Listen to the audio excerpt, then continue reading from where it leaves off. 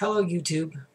In a recent response to Labrum 312, I mentioned that I wanted to make a couple of videos to attempt to illustrate that whatever the author of Luke Acts meant by the creation of an orderly account, that this doesn't necessarily mean what a Christian proselytizer is going to say it means. That being something like a historically precise account of events which happened in Jesus' life exactly as outlined. I don't believe that the evidence supports such an assertion.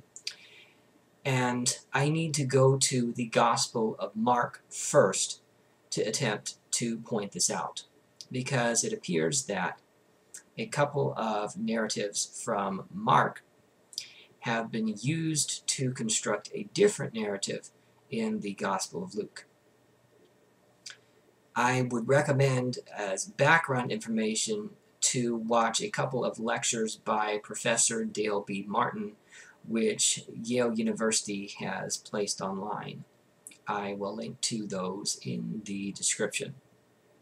Now, the first narrative in Mark, which I need to get to, is in chapter 1, verses 21 through 28. Now, this happens after Jesus has been baptized by John, has been tempted by Satan for 40 days in the wilderness, and he has already called Simon, Andrew, James, and John as disciples. So, this is the first stop of Jesus' ministry. They went to Capernaum, and when the Sabbath came, he entered the synagogue and taught. They were astounded at his teaching, for he taught them as one having authority, and not as the scribes. Just then was in their synagogue a man with an unclean spirit, and he cried out, "What have you to do with us, Jesus of Nazareth? Have you come to destroy us? I know who you are, the Holy One of God." But Jesus rebuked him, saying, "Be silent, and come out of him." And the unclean spirit, throwing him into convulsions and crying with a loud voice, came out of him. They were all amazed, and they kept on asking one another, "What is this? A new teaching with authority. He commands even the unclean spirits, and they obey him." At once his fame began to spread throughout the surrounding region of Galilee. Next, I need to hop over to Mark chapter 6. This happens after Jesus has healed the woman with a hemorrhage and also the raising of Jairus' daughter from the dead. He left that place and came to his hometown, and his disciples followed him. On the Sabbath he began to teach in the synagogue, and many who heard him were astounded. They said, "Where did this man get all this? What is this wisdom that has been given to him? What deeds of power are being done by his hands? Is not this the carpenter, the son of Mary and brother of James and Joseph and Judas and Simon? And are not his sisters here with us?" And they took offense at him. Then Jesus said to them, "Prophets are not without honor, except in their hometown and among their own kin and in their own house." And he could do no deed of power there, except that he laid his hands on a few sick people and cured them. And he was amazed at their unbelief.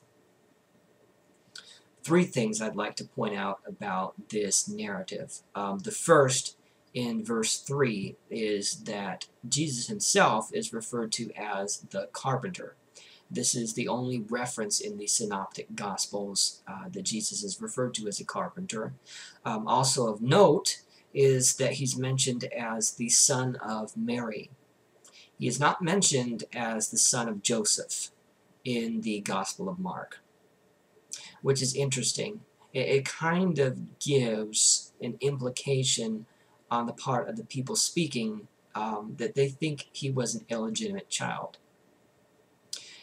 Next, in verse 5, it says that he could do no deed of power there.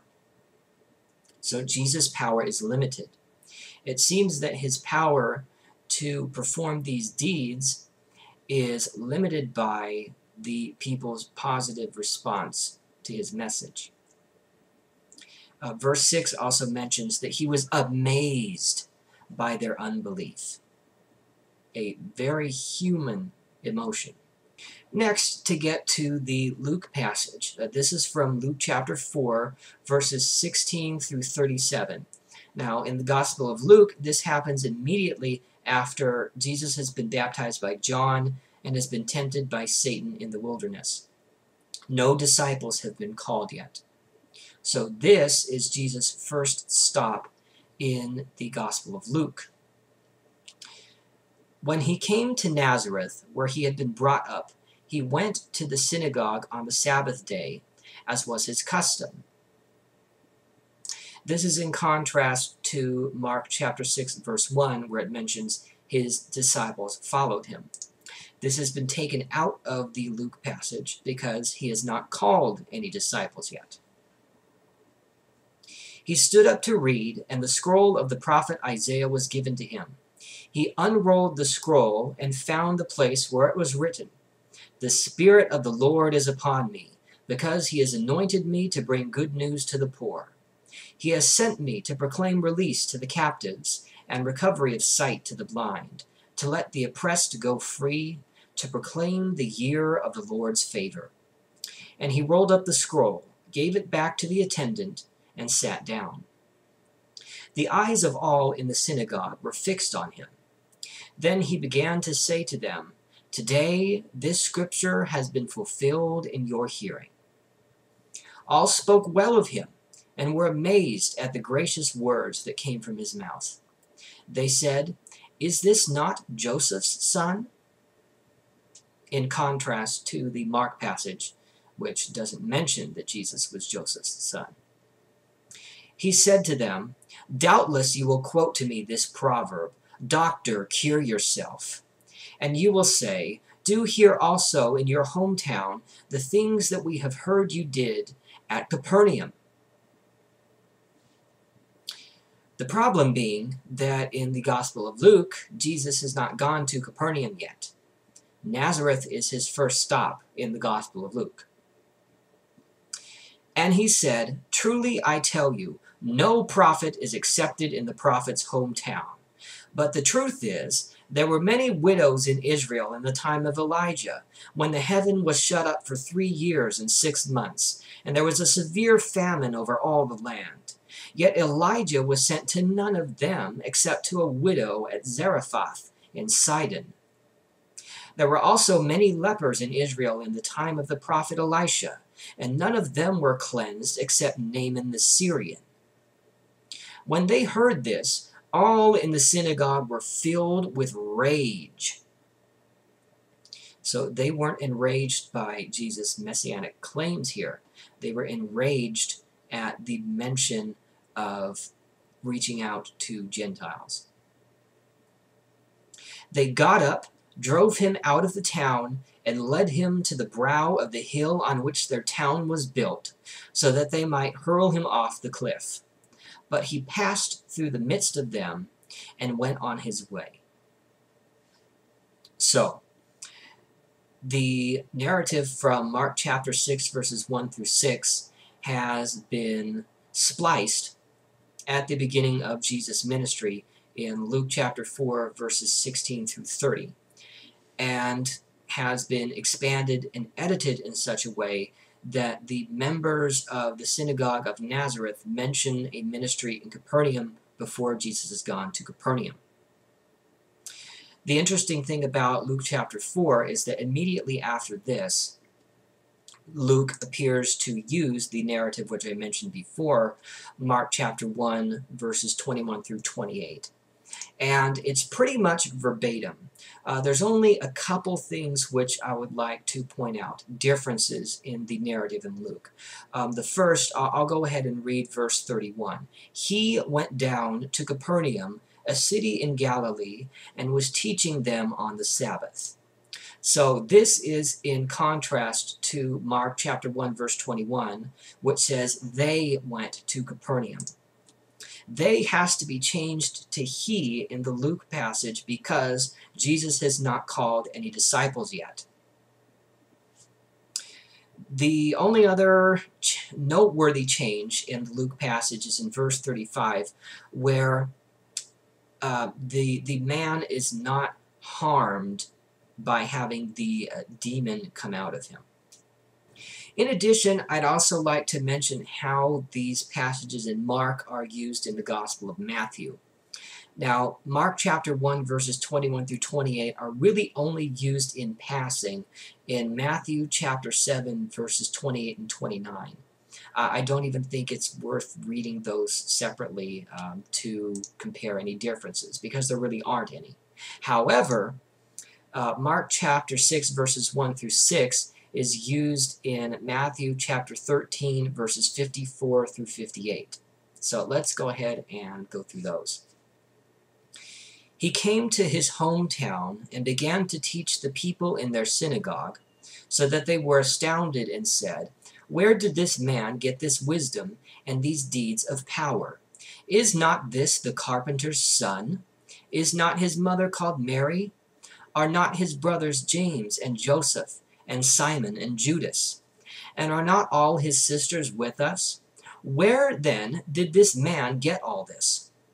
And they took offense at him. But Jesus said to them, "Prophets are not without honor except in their own country and in their own house." And he did not do many deeds of power there because of their unbelief. So a few differences here. The first one is in verse 55, Jesus is referred to as the carpenter's son, where in the Mark passage he's referred to as the carpenter. This is also unlike the Luke passage where Jesus is referred to as Joseph's son and not the carpenter's son. The next would be that he did not do many deeds of power there because of their unbelief. This is a change because in the Mark passage, he was unable to perform deeds, apparently because of a lack of a positive response on the part of the people. Where in this case, he was fully capable of performing these deeds of power, but chose not to. So, like another video I made, this seems to be another attempt at an elevation of Jesus' character on the part of Matthew. More an elimination of qualities which Matthew may have deemed too human.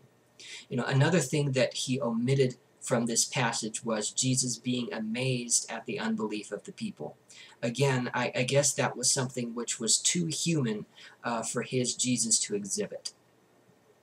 So, this is just one example of many, many differences between the Synoptic Gospels, which can be deciphered fairly easily by reading the narratives side by side and comparing the differences.